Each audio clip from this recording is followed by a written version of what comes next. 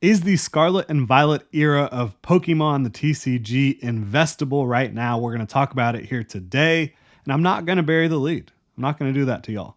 Yes, it is very investable right now. Absolutely it is. Looking at the Scarlet and Violet era of Pokemon, you can currently find booster boxes, which again, booster boxes are my number one thing I'm looking for.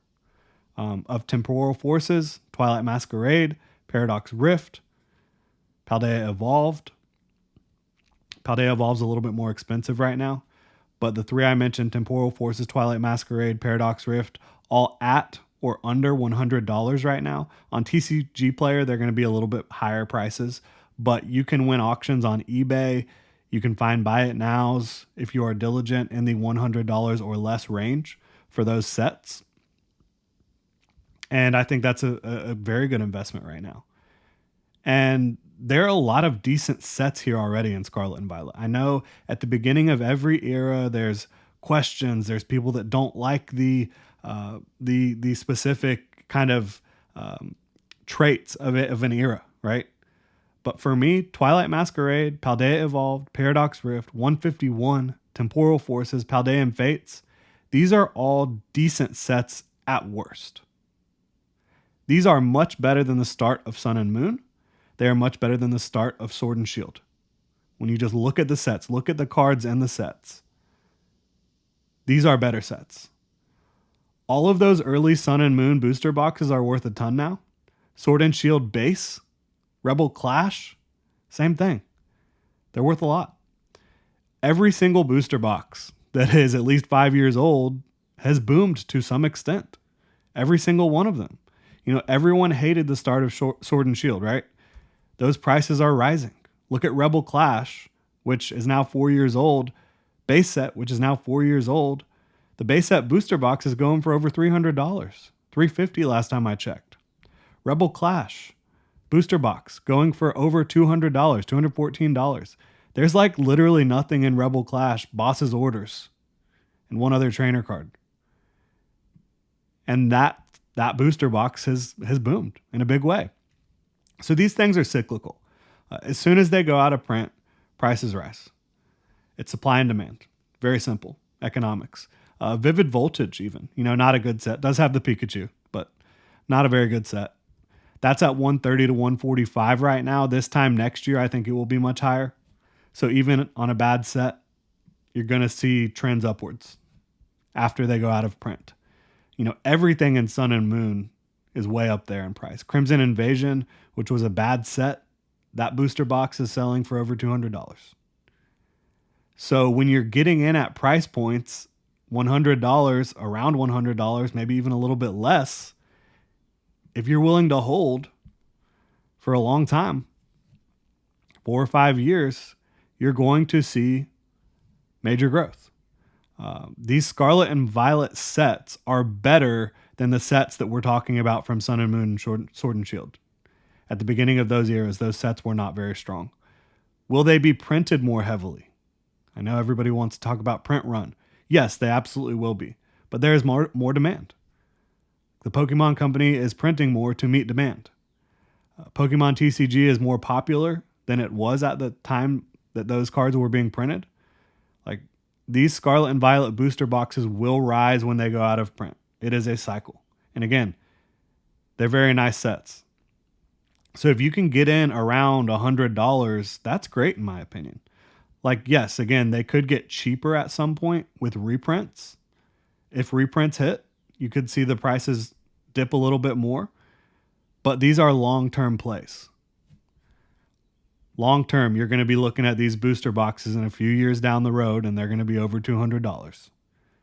You look at the special sets that don't have booster boxes, Scarlet and Violet 151, you can get that ETB $45, $55. It's a great set. Great set. Paldean Fates is a nice special set as well, in my opinion. You can get that ETB in between $30 and $40 right now. You know, as I've said, I prefer boosters because they are more compact, more bang for your buck storage-wise, more predictable. But the ETBs are solid, especially for special sets, right?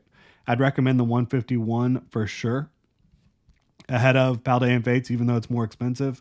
I think this is the best set in Scarlet and Violet so far by a fairly wide margin. 151 is. So I'd be in on that in a big way. I think that everything that has come out so far is investable long term. 4-5+ years down the road, you're going to be feeling really good if you get in on these sets right now. I'd be targeting Twilight Masquerade, Temporal Forces, Paradox Rift booster boxes again because they're around $100. Could they go down if they're reprints? Yes. But again, long-term play. That's what Pokemon investing is about. If you're trying to do quick flips, you could go for Silver Tempest right now, certainly, and flip it for $20-$30. But is that really worth it? I don't think so. I would go for Silver Tempest and hold, certainly. Right now, I'm not going in on Paldea Evolved. They're a little bit more pricey for me. When you look around the web at how much those cost, those booster boxes, when you can get these other ones so much cheaper.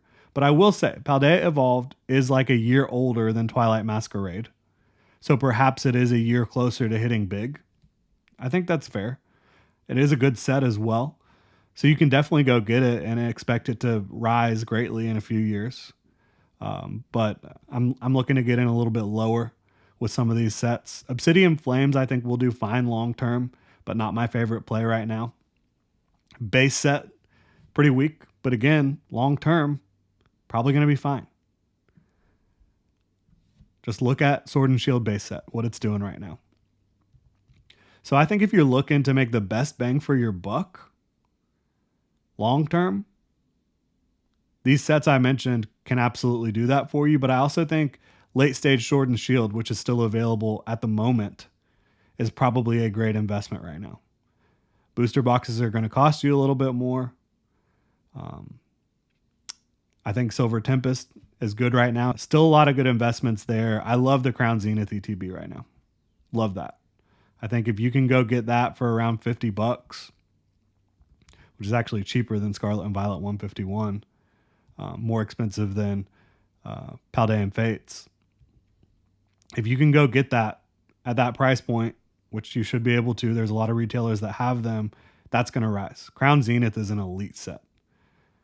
But again, I'll tell you, everything sealed product that is at least 5 years old is worth a lot more than you could have bought it for when it first came out. Booster boxes are usually the most liquid, but you can get blisters, you can get elite trainer boxes. History shows it's going to be a good investment if you can hold for about half a decade.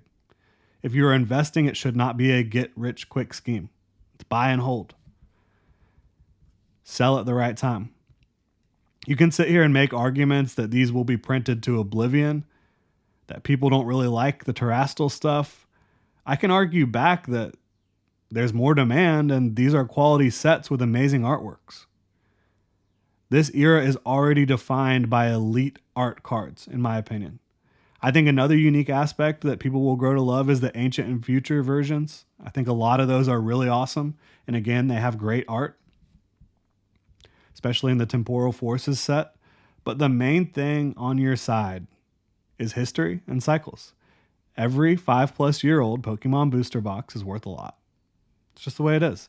I also think that there's a strong chance, a probability even, that the best investments for Scarlet and Violet are yet to come, which means I think that the best sets are yet to come. That's kind of how it goes. Usually once these eras kind of get rolling, sets start getting a little bit more impressive. Pokemon starts dialing it in. There's some really promising sets reportedly on the way.